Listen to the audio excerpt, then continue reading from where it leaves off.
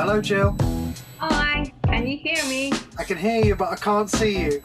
Hello. Okay. Yeah! You know what? I don't know why. I have to switch it off, and I've already done that, and switch it back on again. So, yeah, a bit crazy. Modern technology. No booze. This is kombucha, which I've grown myself. I'm sure this has been said before. I remember calling your landline and your mum picking up. Yeah. And I was like, Jill, stop being silly. No, Jill's not here. No. I know that you're there, Jill. Stop being silly. No, it's not Jill. And I was speaking to your mum. It was very funny. John Sheridan phoned as well and talked to her for about 10 minutes.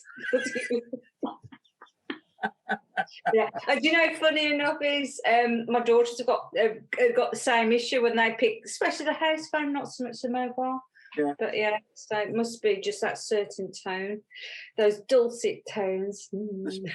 Yeah. Yeah. What would you call yourself? Brummy? Or No, what would I call myself? West Midlands. Yeah. I was born in Warsaw. She's, it is what it is. I don't know if it's black country or not, but. Yeah, that's where I first started doing driving instruction in Warsaw. So, well, that's a nice lead in then, isn't it? So, how did you get into the industry then? What was your? I think after faffing around for a few years, I had my kids very young. Well, my first two kids anyway, very young, and then it was what can I do which will suit. So I went to college and did a sitting girls chef thing. Did a bit of cooking work and a bit of worked in a wine bar as a chef and put jam in jammy donuts and all that kind of thing. Then went to be a chocolatier and etc. And all that. It was too much it was hard work, but it was too many hours. So I was looking at something else. So it was either swimming or driving instruction. So in 1990, I passed my swimming teacher's exam. And then 1991, I decided to become a driving instructor simply because I was allergic to the water in a swimming pool of a night time. And I couldn't understand why I was coughing, and I got all these because somebody had got a whip out at wheels. And it was all to do with, apparently, the kids in the swimming pool peed in it. And it was a build-up of ammonia, and chlorine was that high at 7:30 to 8 o'clock. I was going, so I just couldn't do it. I couldn't do it. And after 6 months, so 1991, driving instruction.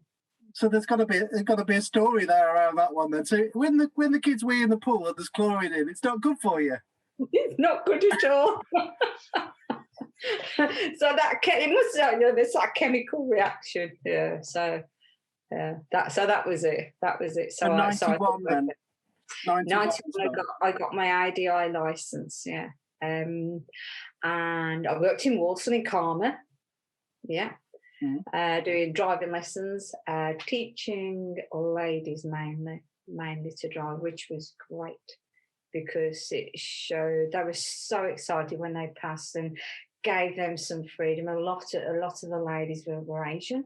It got them out of the house, so it was brilliant, really, really good. And then I was working too many hours, so I thought I've got to knock this on the head or move away from it a little bit. But it was so busy there. And then I decided to do something different. I saw there was an opportunity to go and work up in Scotland, delivering driving instruction. So I did that on a whole week, kind of like intensive course. Mm-hmm. So I worked with this guy in Warsaw for 3 weeks, and then the fourth week I was up in Scotland in a little place called Girvan, which was fantastic, turning the roads, mountains and that. Yeah. Where's that in Scotland then? Girvan, it's just south of Ayr. It's quite high up then, really. Yeah. So I used to drive up after work. I used to drive up. And then I would finish work, say about 3 o'clock Friday afternoon, and drive up and start a weekend and a whole week. And luckily, my mum and dad had come back from Canada then, so they could help me with, my two eldest girls. They were, they were kind of okay to look after themselves, but my youngest daughter Danny wasn't. So my mum, she came and helped out there. So that helped me, So I built up quite a good reputation up there. But then that was a lot of travelling. It was interesting. Yeah. Because you bit by bit, and you either like local accents change as you went up, and sometimes I'd stop at every service station. Ages, which would have been great in my electric car now, wasn't it? But I wasn't. It was an old micro. But yeah, so that was really good. Yeah, is that the micro that I've been in then? No, I had 3 micros. Did you? That last one, that was fantastic amount of miles on that, wasn't it? Yeah. So, but no, my first of 3 I had a red one, a yellow one, then the blue one is the one you saw. Yeah. But that was good fun. That was good fun. But again, it just was so successful. It was too much work. And having family and Danny was about 7 and I thought, I've really got to peel this back a bit. So I left the company I worked with in Warsaw and started up my own company with Jan. I met a really nice lady, driving instructor named Jan Benson, and we started our own company up. And you know what? There was me, Jan, and there was Joan, and we were one of the very few lady driving instructors. Uh-huh. We met Dawn as well, and it was like loads and loads of blokes, but just a very few women. But it was nice to see women coming on board, and I've met loads of strong women through the driver training industry. But yeah, so we started, and we called it Ladybirds. Very good. Well, I didn't know that story. Yeah, Ladybird. Yeah, so Jan covered her car in all black spots. Very good. Because there's still a call. There's still a call for lady instructors, aren't there? People call up. And... I think there is. For lots of different reasons. Yeah. And sometimes it'd be like, I'll get a call and say, the phone would say, can I have a lady instructor? Because the first thing if it's a bloke calling, you say, well, why do you want a lady instructor? Well, there's lots of different reasons. And the one was apparently the tone of a woman's voice. The one guy was very hard of hearing, and he said, I can hear, women's tone better than so, and yet you hear opposite to that. So yeah. Interesting. Yeah. And then me and Jan went and did BSL. Then from that, we did British Sign Language because we met a few people who said that, phoned up for that particular. But yeah, that was good fun.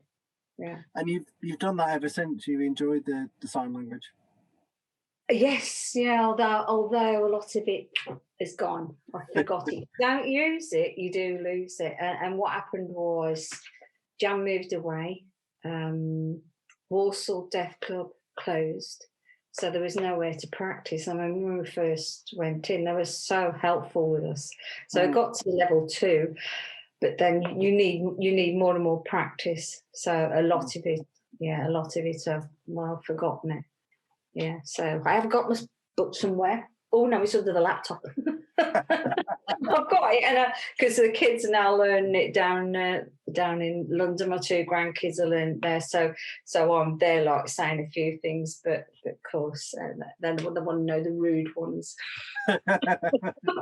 So how did you get into different markets within the ADI? Well, do you know what? I'm trying to think. I think what happened first of all, the way it happened, that I started up with Jan. We started Ladybirds, and then just chatting in the driving test centre. I think there was a guy, Alan Prosser. You might know him, yeah. Lovely chap, and he was just chatting away, and he was saying what he'd done, and he'd done his teaching certificate at Walsall College, and I thought, oh, that's a good idea. So he did his, and then I went the next year. I did it, and then Jan, my mate, she did it the year after, and then we started doing classroom presentations on theory. Yeah, but it was just listening, chatting, and thinking, that sounds interesting. Still doing an awful lot of work with learners, but wanted to do something different. and the theory test had come in and found people were struggling a bit. So yeah. So we did that for a couple of years, James C. College in Birmingham. Yeah. I think there's still a market for that side of things, aren't there? There's people that struggle with some of that. Or... Yeah, they do. What I know what we found in was we did it for about 4 years and the funding was pulled. So they got a bit of funding from the European Union to help back up our wages, obviously, and to help keep these courses running. And they were really popular in Birmingham, really popular for lots of different reasons. There were people who'd been sent from court. They came to pass the theory test and they were advised to pass the theory and pass the driving test because they must have been picked up for no driving licence. There was something like that. So a few people came there and others, reading skills-wise, weren't so good at reading but understood. And so we got different things to give them to practice. Isn't just going through the basic highway code stuff was good. So we did that. That was good. But when the funding was pulled, that was a shame. Do you have any thoughts on the current theory test? Because there's been recent changes, but there's a hazard perception which has gone into, with the CGI and there's the case studies and things. What are your views? Yeah. Doing a lot of the theory. I mean, I did it of a night time, and then we also did it. We went to bail hostels and did it. We went to there were homeless St Basil's in Birmingham. We did a course there for them. That was really an eye opener. And they hadn't got the I don't think there was anything. It was just questions. So that might have been more helpful, for them. But I've not really looked at the hazard perception test lately. I do think it's a bit old-fashioned, and I do think it could go a bit more, I don't know, into virtual reality, or you like your stimulator, is it? You like the so yeah, I don't know. I think it's a bit old-fashioned. I don't know. Yeah. I think for me, the hazard perception, the place it takes place is on the road. That for me is the almost the joy of driving, isn't it? The unexpected nature, or that's probably the wrong word, but the changeability of the environment is so interesting. Yes. Yeah, no, that's true. That's true. But sometimes I mean, I don't get to see folks on the road now. I get to see them afterwards when something's happened. Yeah. So did that lead you into that side of things, with speed awareness and doors? It was first of all, I met Alan Proster again. I think that's how that happened. And I said, I was interested in what he was doing. He was on the Staffordshire panel delivering, I think it was a National Driver Improvement Scheme, then it was called, and it was 2 days. And then you took folk out after they'd had an incident out on the road. And that was really, really good as well, because you were there, you could help them. All you got to do is find out what they needed, and 9 times out you could see just by sitting next to them what they needed. Once you help them to feel comfortable in the vehicle, so that's really good to get into. It really was. I mean, that's down to online, of course. Because the on-road element of that's been lost, hasn't it? Really. They still did, but they don't anymore. It's online now. It is online. But yeah, there's still. Last year they took folk out on road, but it was pared down and pared down. I mean, the speed awareness. When I got took on for the speed awareness, that used to be a whole day, half day in the morning in class and in the afternoon out on the road. And again, that was good. But that was pared down to 4 hours, which fair enough. It got a lot more folk through the doors and helped a lot more folk, not just not get the points, but the main thing is a bit of reading and with the knowledge. So yeah. But that was good stepping into that. And then I met some really strong ladies on the way, which is great, in what when I first started was a very male orientated business. Very, and and yet fell so easily into childcare for women because you organise your own, when you work, you organise your own diary.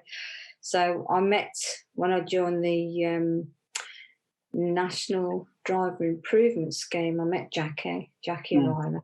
Yeah. And she bumped me up to some advanced driving stuff, so that was good. So I went and did my IAM.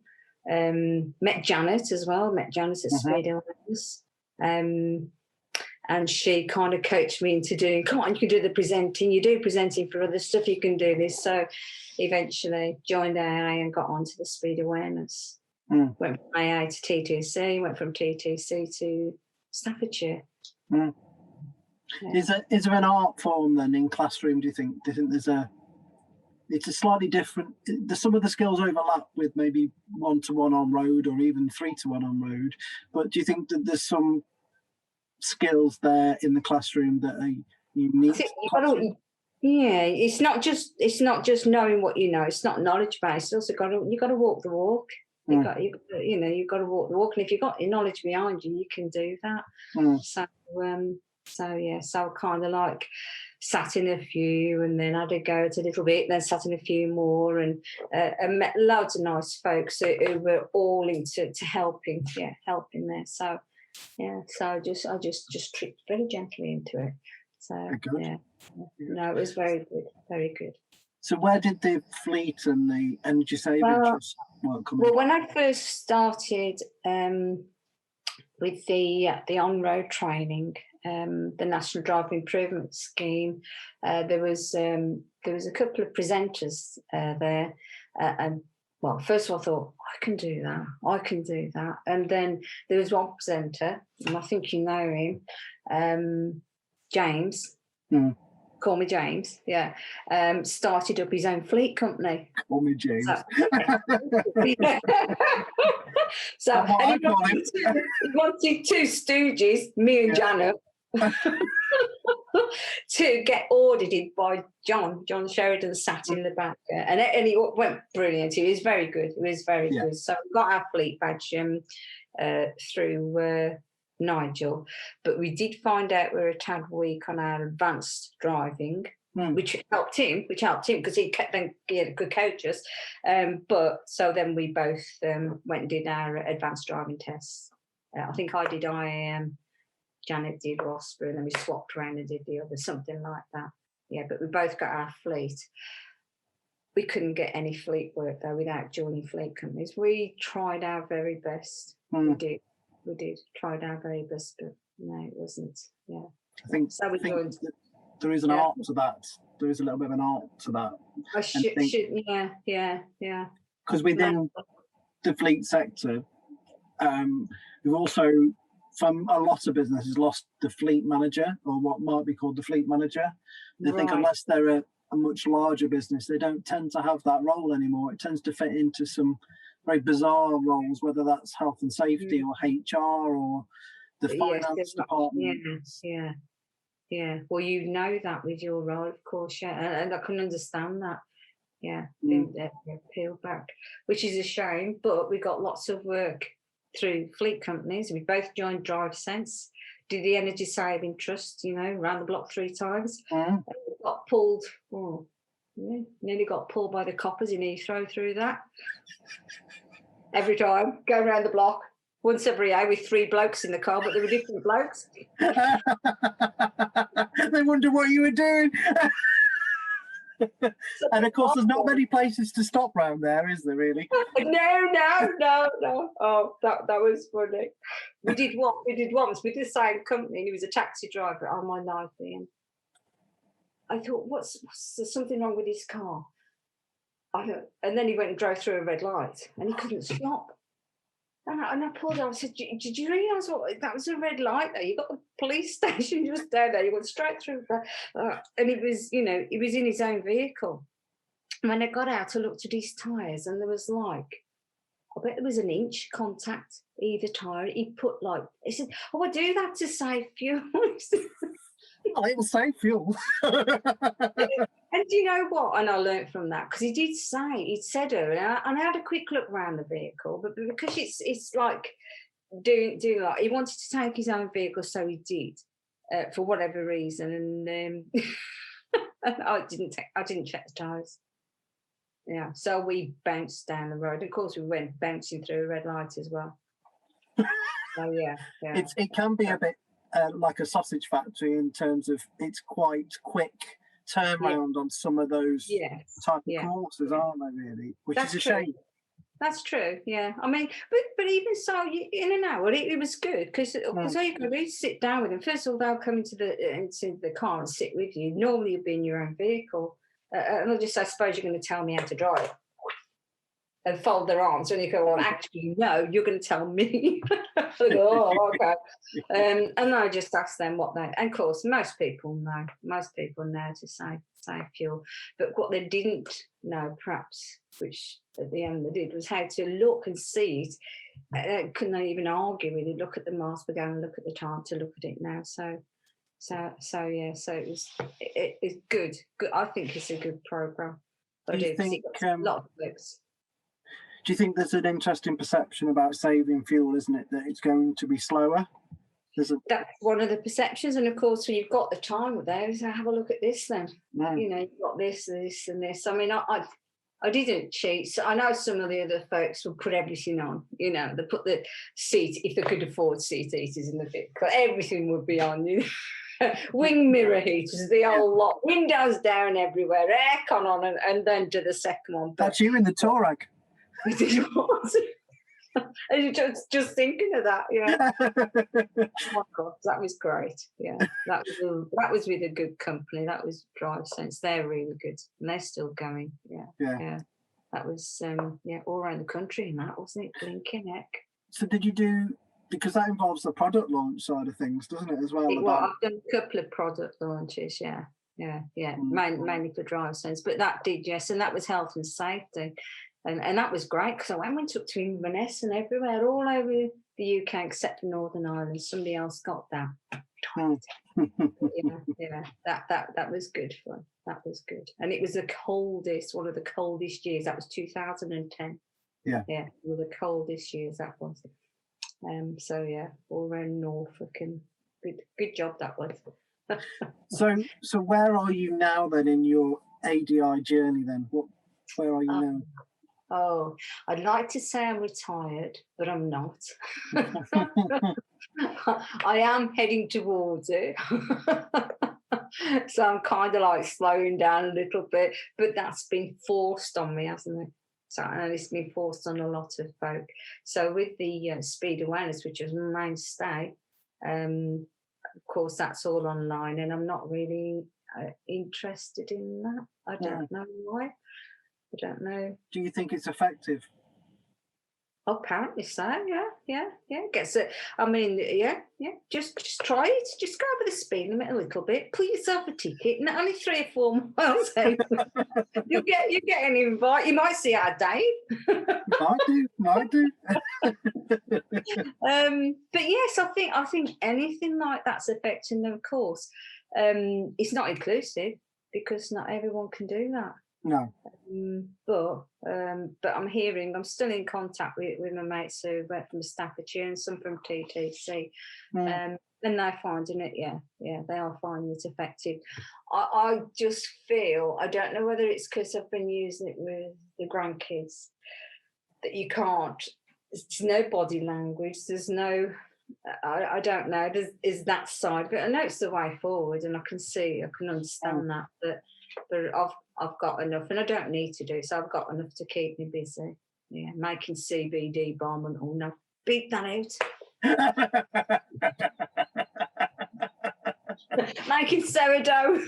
I thought you were chilled. Do you think it's just, and it's my perception, I might be incorrect here, but do you think that a lot of the content within speed awareness is missing from general knowledge? Oh yeah, definitely. Yeah, and folks will say that, they'll be hands up, definitely. And you, I mean, in the classroom, and I'm sure online as well. Within 5 minutes, you've got their attention, because they're going, oh, really?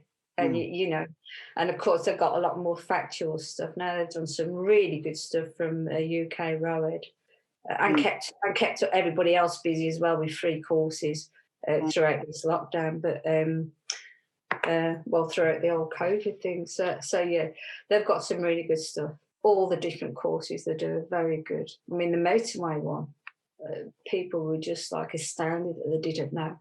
Yeah. So I think it should be, everybody should do it anyway. You know, I think when you every 10 years you should do something like that along with a theory, get your photo, and it wouldn't hurt at all, would it? No, I think one of the courses that I think maybe should be included is the learning to drive process. Well, in fact, all of them probably, but particularly the drink drive, I think, should be included in the learning to drive process. You know what, Ian? Do you know? I've thought this a lot, and I've thought, I felt a bit disgusted with myself when I found out all the stuff about drink driving, because I started to do it with the road. Do you mean drinking? Cheers. Cheers. I started to do that about 5 years ago. Yeah, and all the stuff that I learned, and I thought, oh my life, this has not ever come up in any of my, and I'm thinking it should have done. And you're right, it should be. All of that should be, and that's why it should be graduated, graduated driving licence course. That's just had the hammer on it, hasn't it? Yeah, I think the argument against it is about freedom, which I understand, but you can't have that without taking some responsibility, and if that responsibility means that maybe it's one a year. Somebody said, put a candle. It said, it'll really make you glow. It's making me so hot. I've nearly set my hair on fire. I've blown the thing out. You've just put something out anyway, Jill. Oh, you've just proven it's a candle. I don't know who told me that. I did one of my daughters. Oh, yeah, have a glow of a candlelight and the light behind you. Shoot. Where do you think the industry's heading then? What's next then? Well, with the graduated driving licence, when that came up last year, I thought brilliant about clipping time, because that falls in very nicely with the GD matrix and all that kind of stuff. However, then of course a couple of months ago they've just knocked it on the head. Maybe they just got too much. I don't know. Maybe we can push it. I don't know where. I don't know. I know it'll be a lot more automatics, won't it? Hopefully, and I know this will happen because it happened last time. 2008, 2009, there was loads of folks made redundant. There was loads of folks who got cash in the pocket, and there was loads of adverts for driving instructors. Be a driving instructor. This is so easy. Make this so much money. You make this so much money a year, of course. And of course you could do if you're working your butt off. That's going to probably happen again. So I've seen 2 so far. So I'm hoping it's not going to flood the market again like it did. Me and my mate Janet, we had to. We were so struggling for cash about 2009.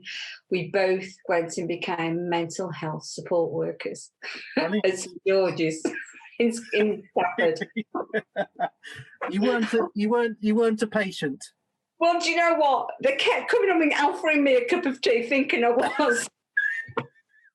Because you didn't wear a uniform, you were there to blend in. No comment. No,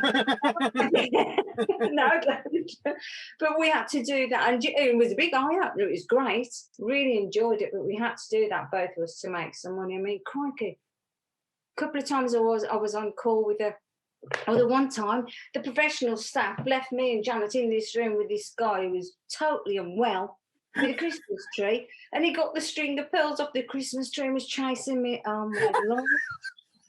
And the guy who was supposed to be with us, he ran off and only shut the door after us.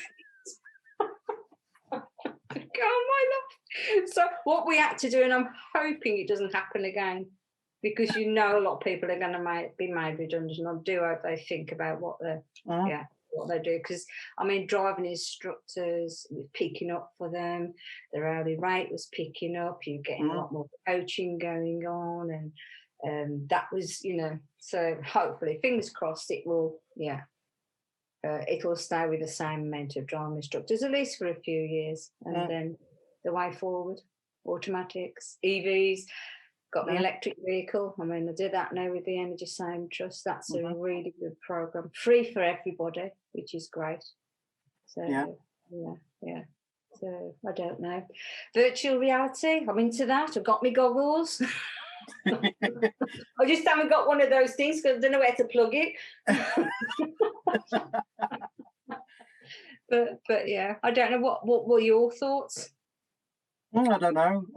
I think you're right. I think EVs are going to be the next thing, aren't they? And I think that transition is going to be easier for some than others. You know, moving into autos, there's the standard things that people do when they switch between manual and auto, and they're not used to it. It's easier, isn't it? Yeah, it is a lot easier. Yeah.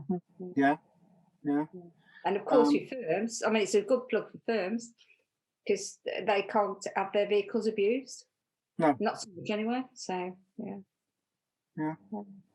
So I don't know. I mean, I can't. I've done my minibus. I did my Midas training. I did ambulance training. Me and mate Janet, we did the ambulance training for St John's down at where is it? Menzies, I think it was. Where else? So I've done some. What do you call it when you call people back and you've got orange gloves on? Like marshalling or banksman training. Yeah. So I did some banksman training. I also did some CPC for some truckers, which was really good, really funny. And if I learnt anything from that one, I would say check your presentation before you put it up on the screen. What was on it? A great big title. Something. Oh yeah. How does this affect your performance? Yeah. So they were all laughing, and I'm going, no idea. So listen, you know, I said, come on, hands up. You know, I can't drive a truck. I can get into one, but I can't get flipping out of one. So, you know, I can't drive a truck. However, this is what I know. And then I looked behind me because I don't know why I didn't look at the laptop. I just looked behind me and thought, they have missed out driving, the blinking idiots. You could put several things in that gap, couldn't you? So yeah. Yeah. So I don't know whether I would ever train truckers. Is that what you mean? Keeping the license for everything together? I think the plan was to have a national register of instructors, which would include every category, including audit, as a mandatory. That was what was suggested. I don't know. I know it was a shame when they took the fleet check test out. I know that. That was a shame. Yeah. And if ever I was asked to do a check test or standards check as it is now with a learner as in you know, novice, I'd be stumped. I would be stumped to know that. I know that. I'm okay. You know, I could trip around at the fleet fine. They just do a bit of energy saving trust stuff with them. That's you know, and that gets me 6 or 8 grade or whatever. Yeah. But if he's a novice driver, you know, I would be. So I don't know. I think there needs to be different licenses rather than perhaps all together. Same with the towing. I mean, I've took towing out. And I've got towing as grandmother rights, but not. Yeah.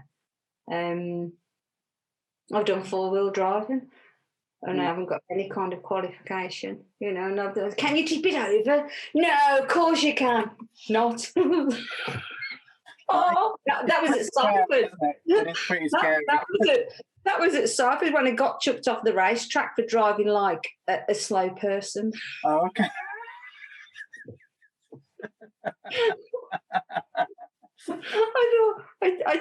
I had a job over at Cyprus on the racetrack, and the introduction to it was, you know, sit in the scuba, see if you fancy doing this. Now sit in this, see if you fancy doing this. And I'm thinking, this is not very safe.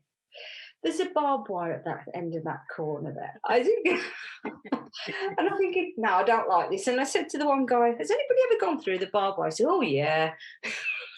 It's quite. I think he was joking. That's a sausage factory as well, and very much like everything we do, you get the whole range of drivers. You get the driving Miss Daisy, and that's fine, except for the fact that everybody else is going around very quickly. And then you have the opposite, where for some reason people get into a supercar and they believe it can go around corners at ridiculous speeds. So is that? I thought they might. Yeah.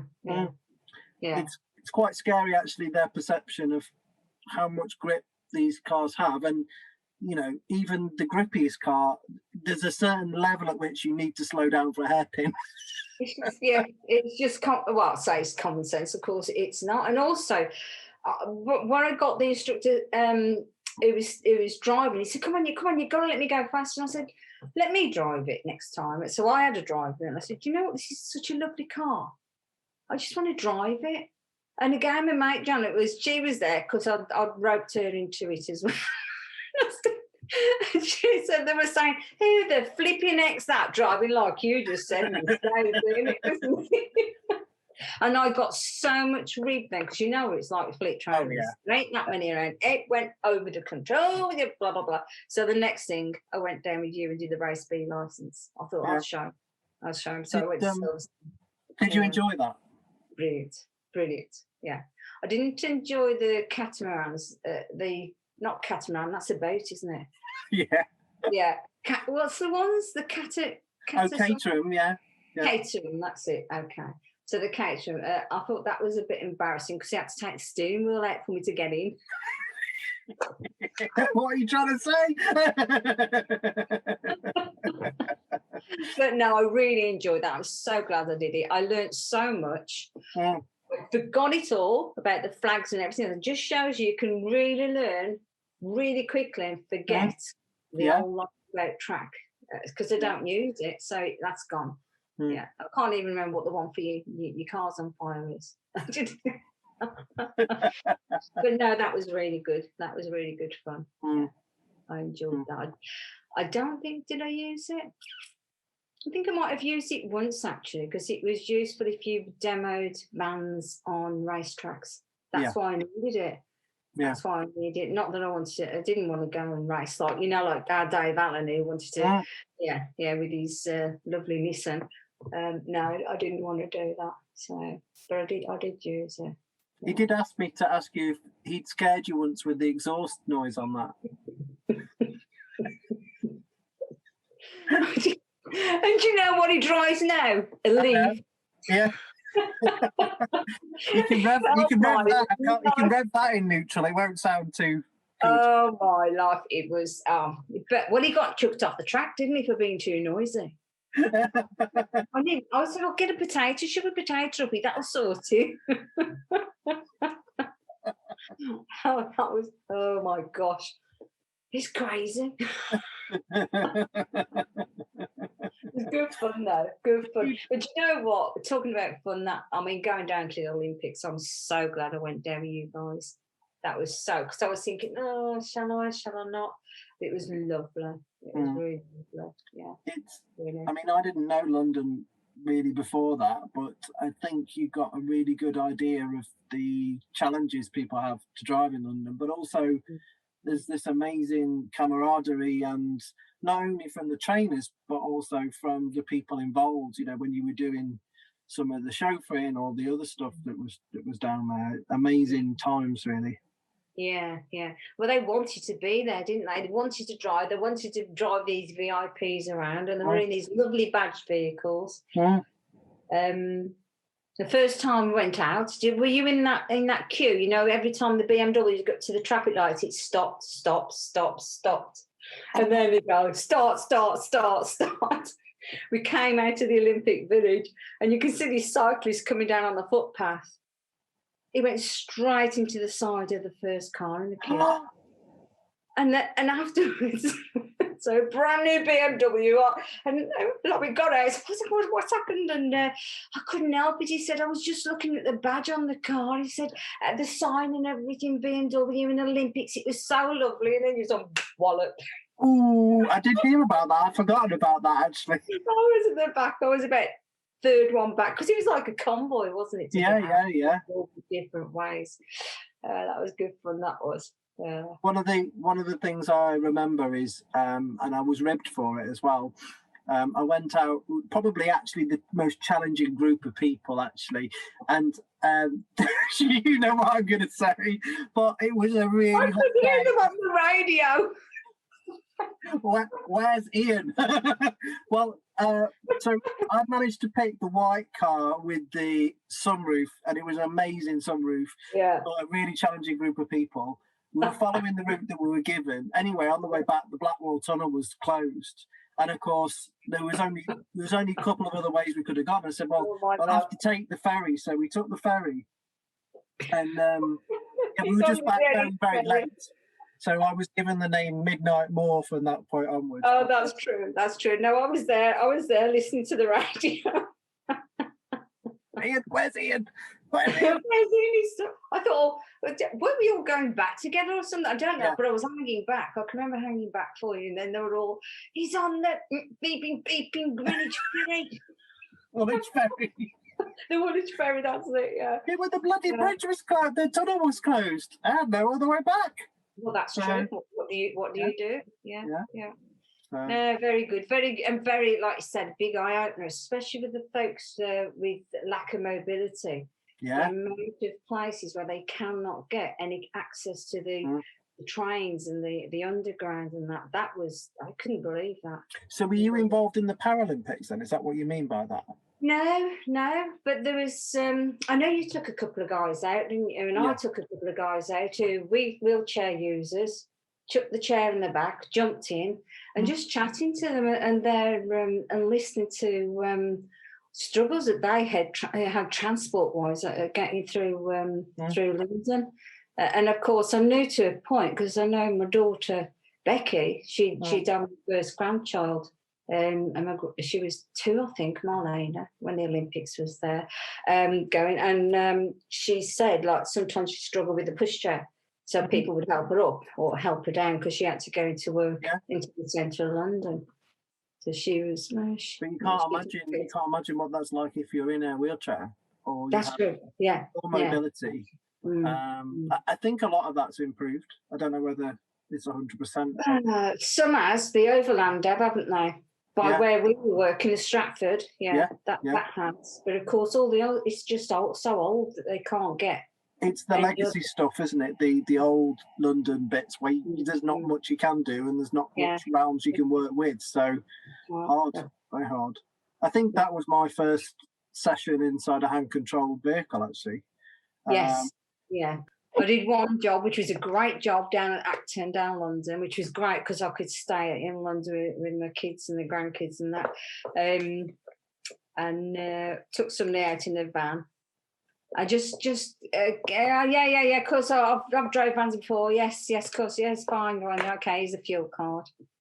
And then I looked up and the green nozzle was just coming out of the diesel van. So luckily he didn't drive it. I thought, oh my goodness, what on earth was I thinking? And this sometimes what happens, you get too blasé, don't you? You just listen to it.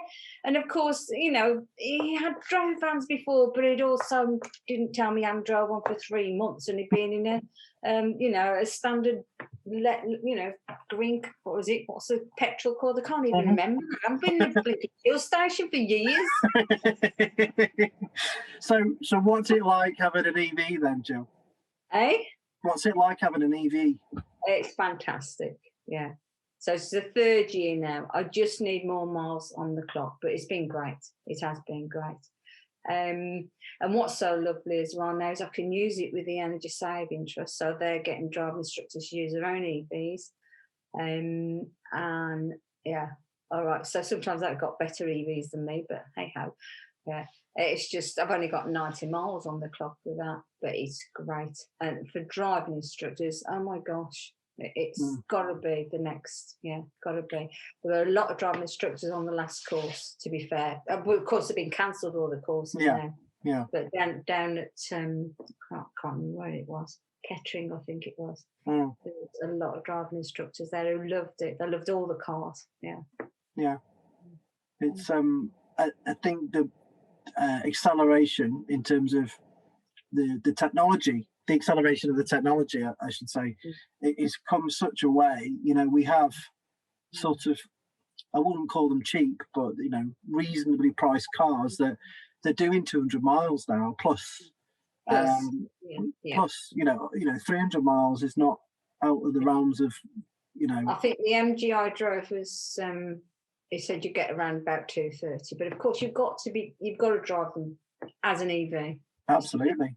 Yeah, which all helps, and it helps driver training because that's just how you driver train. That's how you should be driving anyway, planning not to stop, etc.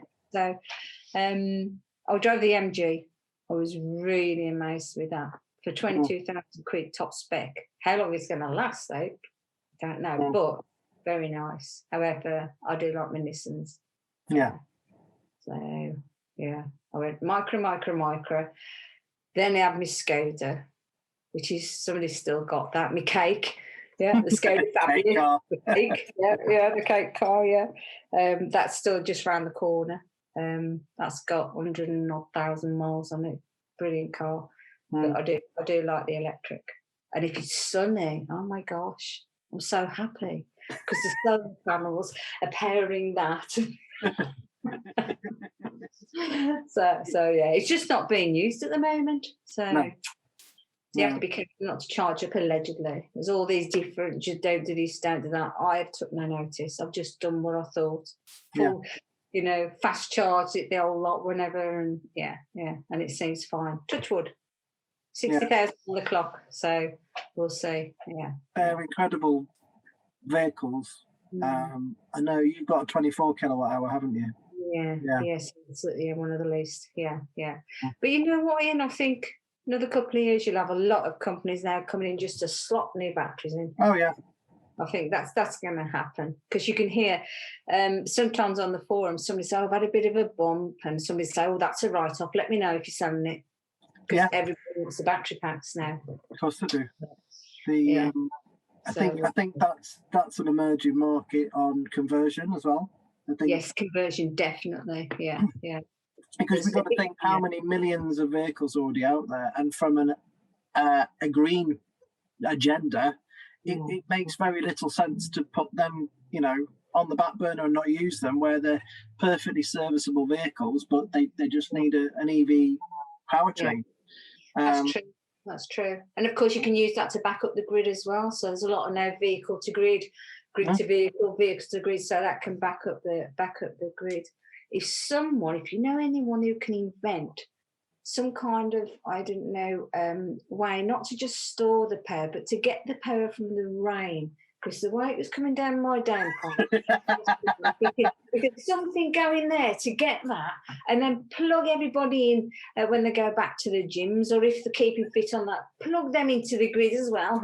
I've always thought it's a bit odd that gyms aren't plugged into the mains because it seems get a bit of energy back. I mean, I know there's an issue storing them, but those are getting better and better. The battery also storing the power, but yeah. The one I read the other day was about wind energy being stored in compressed air, because in fact it can be quite simply done, and then the method to release that energy was actually to use the air to spin the turbine. I like trumping. No. Apparently. After a good curry, yeah. So I thought that was amazing. Yeah. I mean, there's some clever folks around, isn't there? There is, and they've got to do something more like that, because we're going more and more electric. Everything's going electric. They're trying to, stop gas boilers, etc. as well. So there's going to be a huge hit in about 20 years' time on the electric. So we've got to get as much as possible, without going down nuclear and all that kind of stuff. So we can't just talk about cars then. So what are your hobbies then, Jill? What don't I know about you? What don't you know about me? You don't know I can make a brilliant sourdough loaf. These are all skills I've picked up since COVID. During lockdown? Yeah. I can make kefir, kombucha. Nice. Kombucha. I've been making face. Where's my face mask? This is the seasonal face mask I've been making. Very good. Is that a little bit of carpet? Or? Yeah, there you go. A bit of carpet. Yeah. There's a hole inside your curtains. Well, I gave Dave Allen a couple of green ones, and he said, "Are these your drawers?" And I said, and I thought afterwards, you know what? Yeah, I'll take that as a compliment. Thank you very much. If you think they are.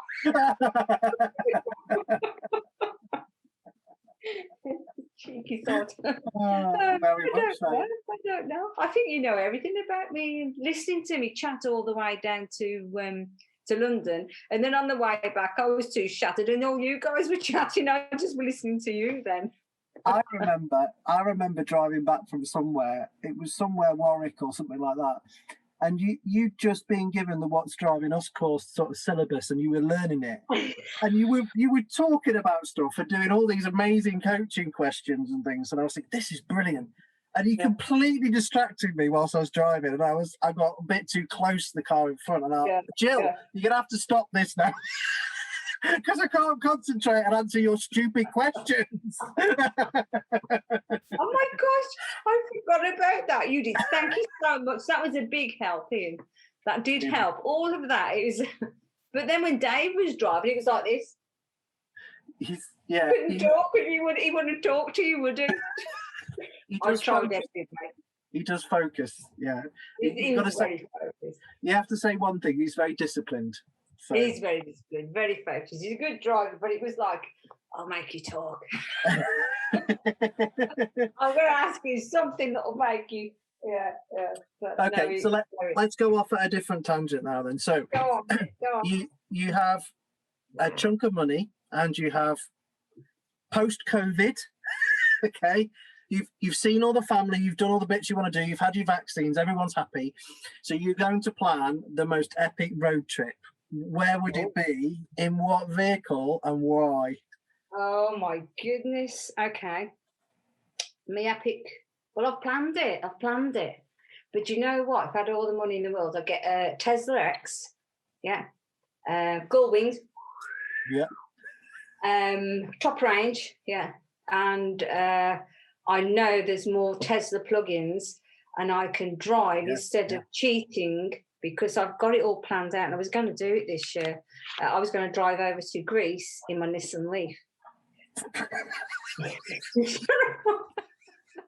That's what my sister said, who's waiting for a lift off costs. She's took you on you. But there's loads of cheats, because you can get loads of the trains, you know, that you drive on. There's a name for them. There's loads all over Europe, so you can go to I think it's Dusseldorf, and you get a ferry all the way down almost to the port in Greece, and then you get a ferry across to all the islands. What does the train run on? Electric. Of course, not diesel at all, is it? I'd like to say electric. I don't know. Some of them are electric. Yeah.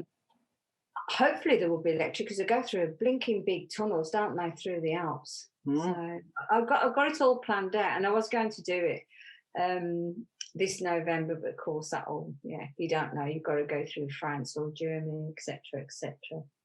I think I think that's an interesting concept of doing an EV road trip across Europe. And I think if there was one manufacturer to do that in, it would be Tesla, wouldn't it? Because of their infrastructure, it would be easy. Yeah. And also, and you've got these different ways of.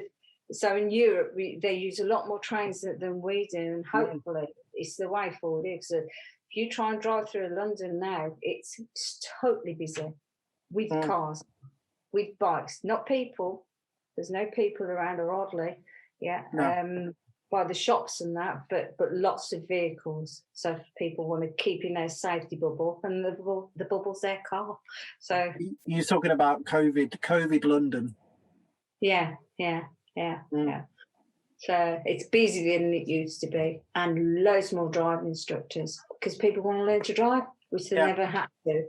Yeah, they never had to, but now they are. So yeah. It's interesting. It's almost had the opposite effect in London as it's had in some other places, because there's been a lot more cyclists, and I mean maybe not at the moment because of the season, but a lot more walking and cyclists and things. I think there's still a lot of cyclists and mopeds with all the covers on and that. It just stuck out that I thought it would be quieter, and it's not. It's busy. And then when you think about it, of course it is, because there's hardly any folks on the bus. There's only people on the bus who can't drive or haven't got a car. So I mean, I'm sure it'll change. Now you've got more testing. But that was my experience coming through. So I've gotten down London quite a lot. So I've got that to a T, where to charge, where to go. Yeah, I think London's good for that, isn't it? London, and you know what the biggest surprise in my EV was? The amount of stations to charge on the motorway. That was what I thought would be the difficult bit. Yeah, it's not been that. No. So no, and of course every 25 miles on the motorway you have to have a service station. Yeah. So there's going to be, and of course there's more and more now just off the motorway by different companies being built. So, yeah. And of course the speed of... Go on. Sorry. No, you go. I was going to say the speed of charging is getting much quicker though, isn't it? Yeah. Yes, it is. I mean, that's... I usually charge it for about 35-40 minutes to get as much as possible. Yeah.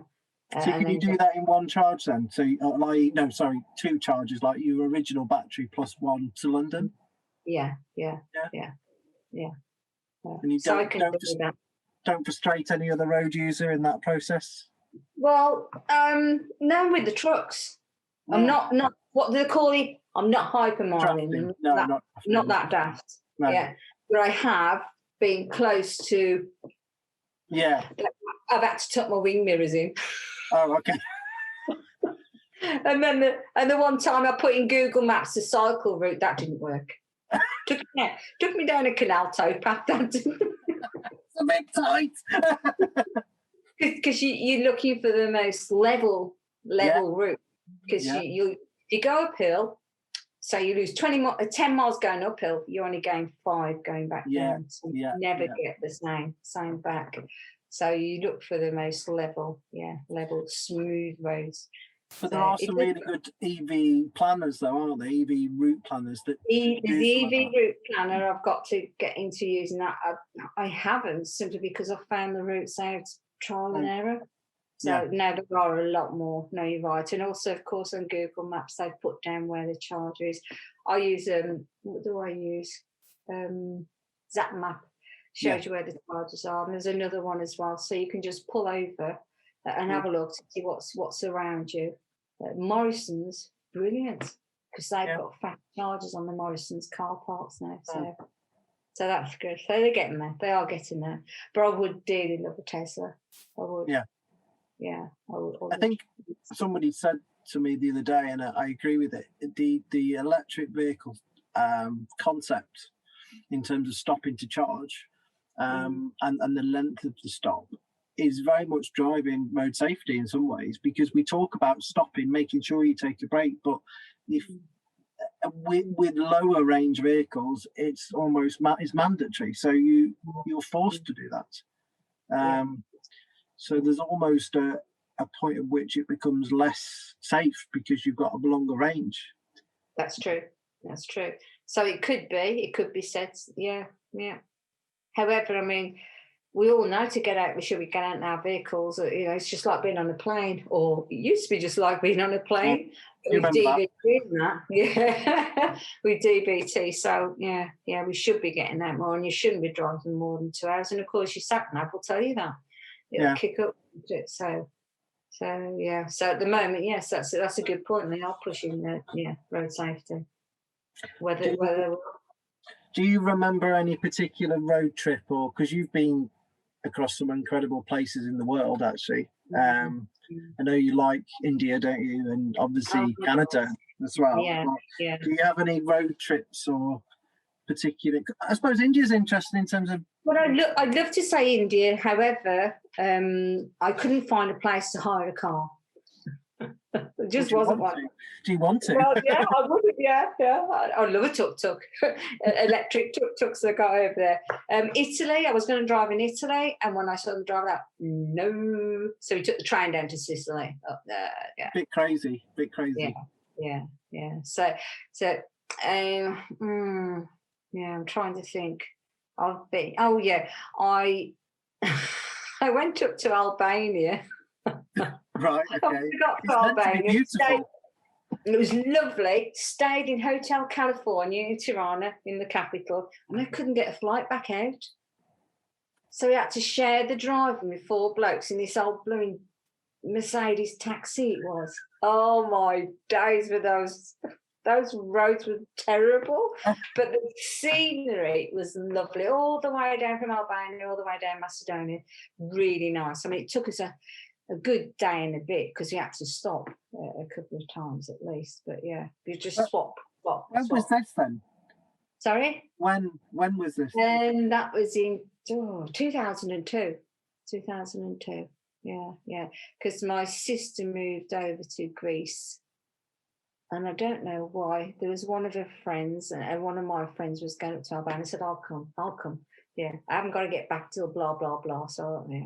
It's a good job. I couldn't get back. My sister moved over to Greece 25 years ago now. Yeah, so I was coming back from there. I think. We're trying at least. Really got stuck. Yeah, no, I've done some really fun journeys. Australia was good. Drove down the coast of Australia, that was good. Yeah, but the best place, of course, is Canada. In the States, yeah. And of course, I'm driving there to see people, so I'm driving there to see relatives and that as well. So yeah, I've got me citizenship. Woohoo! Have you? Yeah. I'm a citizen of Canada. Yeah, I just can't get my flipping passport. So do you have to be really nice to people when you go to Canada then? You can't get in Canada now if you haven't got a passport. But Canadian passport, yeah. They're super nice. They're super nice to you anyway. They really are super nice. Yeah. I think I dropped on that when I did the Olympic contract for the show for him because our client, it was the Canadian element of that group, and they were all just amazing people, and they couldn't do enough to help us, and we were meant to help them. So and I still have a piece of paper when I said to the one lady and her husband, I said, well, one of my targets in life is to go to Canada. Could you recommend some places to go to? And she was off on one then. She was like, oh my God. Anyway, the next day, she said, I've written all these down for you, Ian. You need to go to these places. And I've still got that. Oh, how lovely. Have you still got it? I will do it. Yeah. I still got it. Wow. And that's all stuff on the West Coast that they recommended. So, well, of course, my mum was born on the West Coast. Can you believe it? We came back to Warsaw. Way up. Born on the Rocky Mountains. Hello, Warsaw. Bless. The Warsaw was fun. It was fun. That's where I started the driving there. So it was fun. It was. Yeah. So what? I'll leave this perhaps as the last question, but I know that you're really into coaching. So could you tell me a bit about that? What's because I know you've done lots of training, lots of development on that side of things. I really enjoy it, and you know what? Just seeing how it works on all drivers is and in life in general is good. I first came across coaching when I did my first energy saving trust training, and that was with some guys from Germany. and now big on coaching. So it was called Eco Will, and it was down at Brooklands Museum by Mercedes World. I know it, yeah. And they were big on coaching, and they were big on GD matrix. Brilliant. Yeah, and it was like ping, ping. These both are really interesting. And so I tiptoed through a bit, and then I did a bit of in-car coaching with Sue McCormack and her mates, Graham Hooper. And then I was so impressed with that. The year after, I did one of the best courses that I think is around that I've done, and that was the tri-coaching level 4, is it, or level 3? Development for coaching for driver development. And that was it's a bit of a mouthful, but really good, yeah. And I think Dave finished his last year, he did it, but really good coaching program.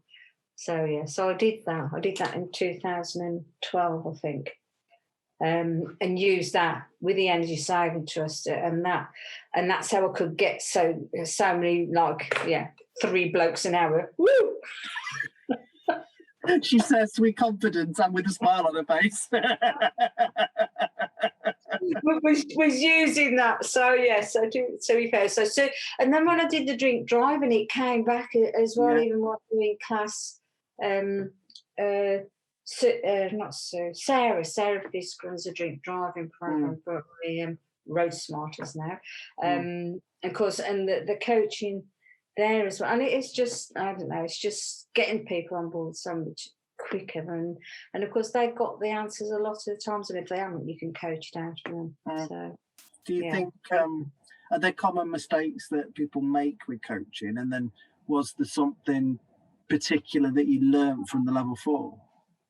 Do you know what, there was so much that I learned, because I know I was doing a bit, but it was just showing you how to put it into practice, perhaps a bit better with the scaling, getting feedback, and all the tips about coaching, how to get people on your board, and how to help them feel comfortable, mirroring and body language, and all those skills. There was just so much. And now I'm going into counselling. I'm doing this level 4 counselling for alcohol, drugs, and solvent abuse. Is this for yourself? And every time I'm going, cheers. I didn't know you were doing that. Well, maybe you mentioned it. Yeah. Are they similar? 5 years. There's no time scale on it, is there? Last assignment. I'm on my last assignment. This site's going in this month.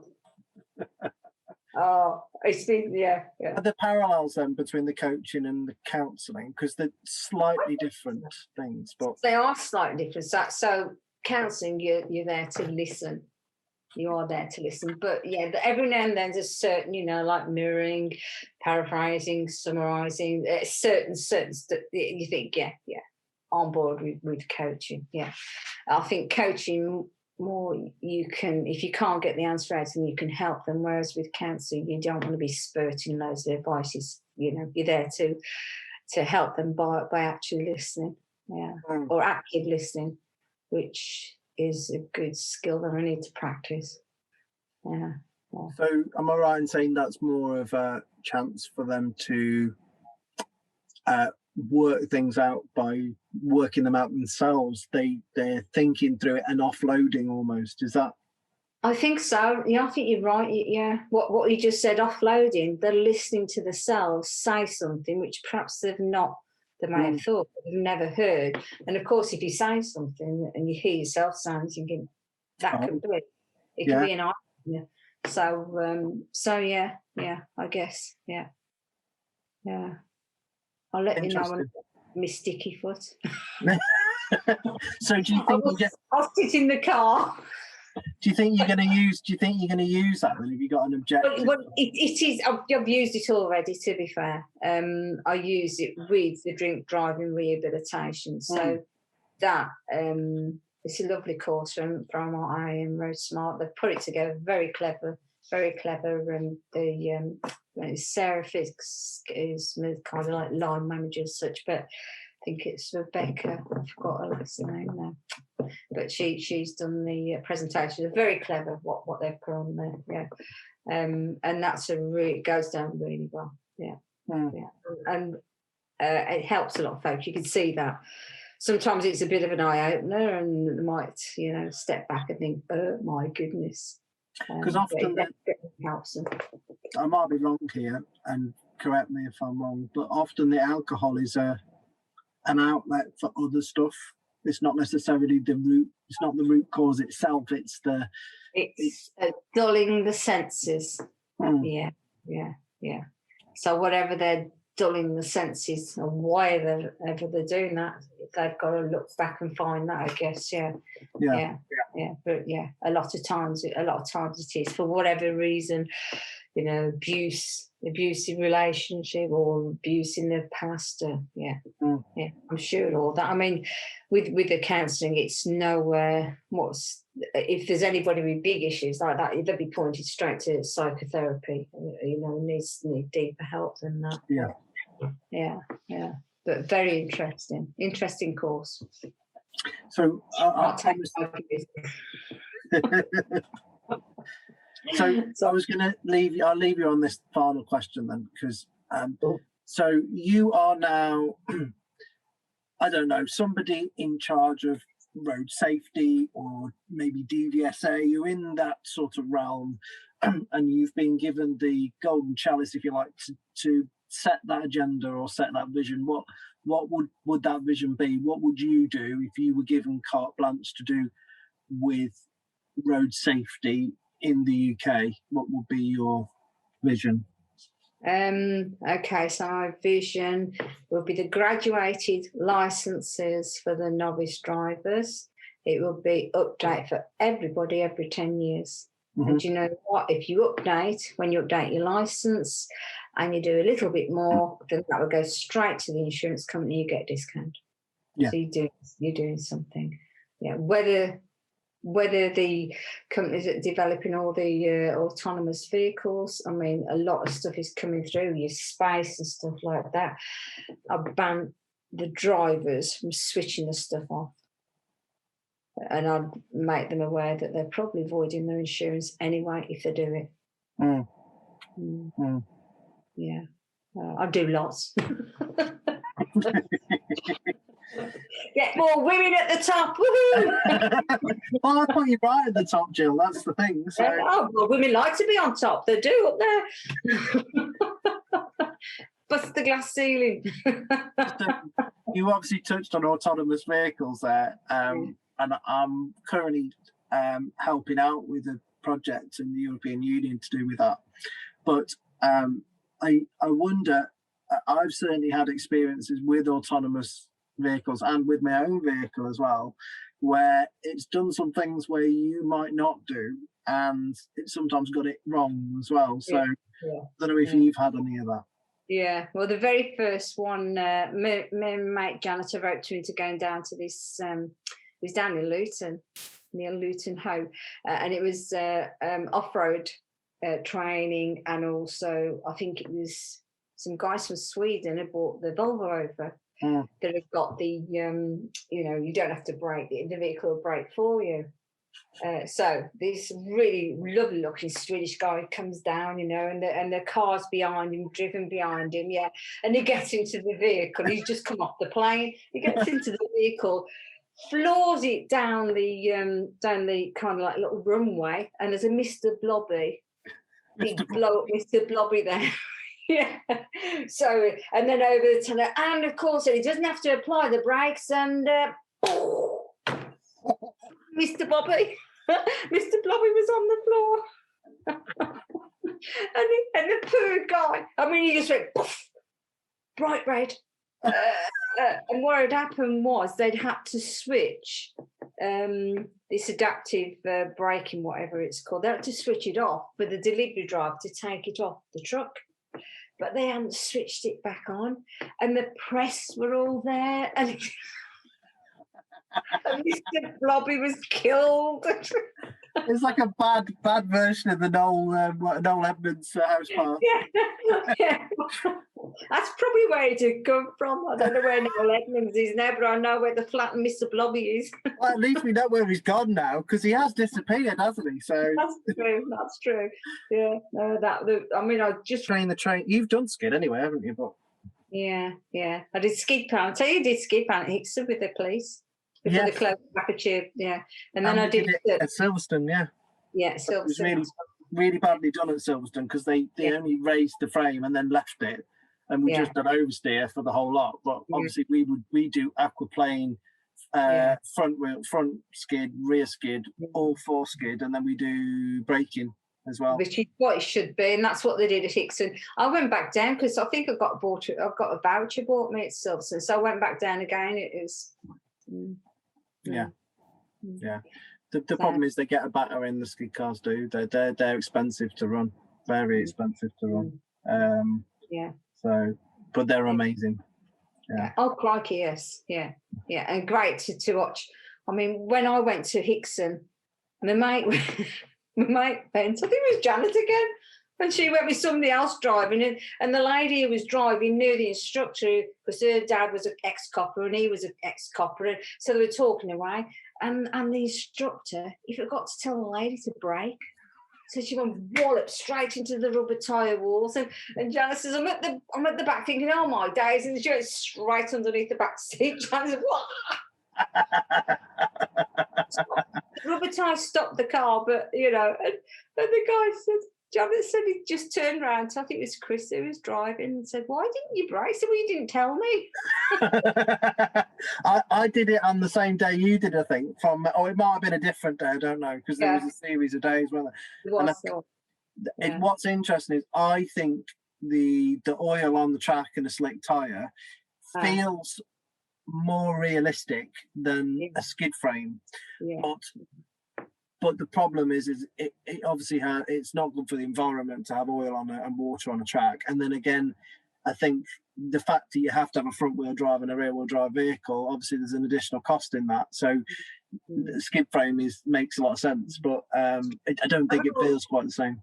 Yeah, weren't they all old police Mondeos, weren't they? Yeah, there was I know we had an Astra and a Sierra actually. Oh, blimey, crikey. Yeah. Well, that's going down. Yeah, it is, but of course Hickson doesn't exist anymore in terms of skid pan, does it? Because the Staffordshire lost it, and in fact, all emergency services there's no mandatory skid. So we don't have one. No, I know we do some for West Midlands Ambulance Service because they request it, and they do some off road as well. But that's because they fought for it because they think there's value in it, which is great. But there's not many that do. I didn't know that because Woody does. He does emergency training, doesn't he, for the ambulances? Yeah. It's I've done his course. His course is good. That calming the anxious mind, really good course. Yeah, for a day, for CPD and also for loads of good stuff. He's very passionate about the subject. Very passionate. Do you know when people are passionate? You listen, don't you? They've got you straight away. You can tell somebody's passionate. Yeah. I I think all the manufacturers, Jaguar included, have got a rollout of EV. And I've just seen recently that there's Scotland have got an even tighter deadline, but the UK have got a deadline. I think it's 2035 for the rollover to EV across the board. I think so no more internal combustion, which is going to be a challenge, I think. But I think the Energy Sign Trust are very active in Scotland. Of course, they got charges all over the place. Scotland, we're all there flipping hills. They'll need them. Yeah. But that's interesting. It's the way we're going. So I'm quite excited. Yeah, it definitely is, and you can see more and more vehicles coming out, can't you, electric? So it's been a pleasure, Jill, as ever. And you, pleasure is all mine. Let me put it out when I'm setting fire to my hair because somebody. So that's going to be the opening scene. That smoke scene, that was brilliant. It's like a movie. Oh my day! I never even mentioned my first day. I didn't want to do my first day, but never mind. Never mind. Did you want to? No, well, I don't know. I wanted to mention. I don't know. No. I did want to mention. Before I got took on for a speed awareness with Staffordshire, which is what I always want to do, is get in the classroom in Staffordshire. I was with AA and with TTC, but I wanted to get in Staffordshire. Just before I joined them, on the January, I got an offer to be a first aid trainer for St John's full time. So I thought, that's good. I'd already picked up all these, being a CFR, being a community first responder, all this first aid stuff. So I thought, this is great. I could put that into good use. Maybe they'll let me use my blue light training on the ambulances, but that didn't happen. I was based in Stafford. That didn't happen. I got sent to Birmingham, and so I got full-time. It was a full-time job, driving in Birmingham, and I think I did, well, I don't even think I did 6 months. No. Some of my family's amusement. I did 6 months first. Full-time job, yeah. And then I got took into to Staffordshire.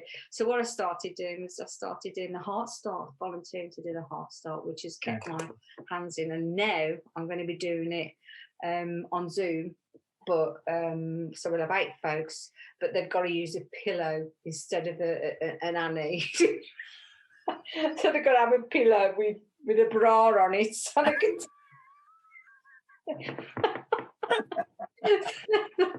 I'm going to send you an invite in a couple of months to update if you want to update first aid, emergency first aid. No charge. British Heart Foundation paying nothing. Well, they're paying for it. Brilliant. Yeah, so that was when you said about hobbies and stuff like that, and that's kind of what I want to. Well, of course, in Europe, there's certain countries, and I forget the exact countries. It's mandatory as part of the learning to drive process, isn't it? That's true. And there's more questions coming now in England. Well, I think all of the UK have the same question bank, don't they? Yeah, I think so. Yeah, but a lot more. And so, why do I need to know this? Why do I need to know not to remove an helmet if you're out on the road? Or it's a good thing to know, isn't it? And a lot of times when you're doing the hard style, where would you get this information from? You know what? £2.50, highway code, to the back. Dr. ABC and everything else is in there. It's there. It's all there, People, and they say, what's the highway code? And he's asking what colour it was when they last read it. And they say, I think it was green. Colour. Colour, what colour? Yeah, black and white.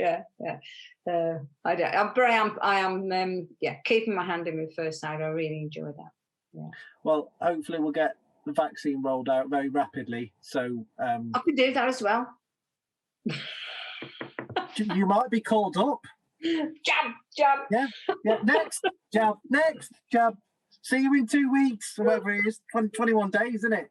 In between on the one of them. So I'm looking forward to that. Thank you very much. Yeah, that's true. We need coffee and cake. Yeah, coffee and cake. That would be coffee, cake, and a jab. That'd be good. Yeah, I practiced on my daughter because she had to have some injections. So and she said, "That's really gentle. That's very good." And then when we looked at the needle, I hadn't took the cap off. Ouch! So maybe I won't do that. Safe, is it really? So maybe I won't do any jobs. No. I think there's going to be a lot of them going on. So I think so. All good. And you know what? If you send it into somebody else, they could do it themselves, couldn't they? They could, in fairness. Yeah. If you've got somebody else to do, inflict pain on your partner. And on that bombshell, that's a great idea. The problem is it's reciprocating. That's the problem. There you go. That's true. That's true. Yeah. In your muscles. Your bugger. All right, Jill. It's been a pleasure. It's been a pleasure as well, Ian. You keep working, not too much. Just keep working. Yeah. Give your family a big hug from me, virtual hug. Will do. Yeah. And yours. Take care. Okay. Bye. Bye. Bye. Hi guys, thanks very much for watching. Do remember to like and subscribe, it really helps us out, and have a great time. Take care.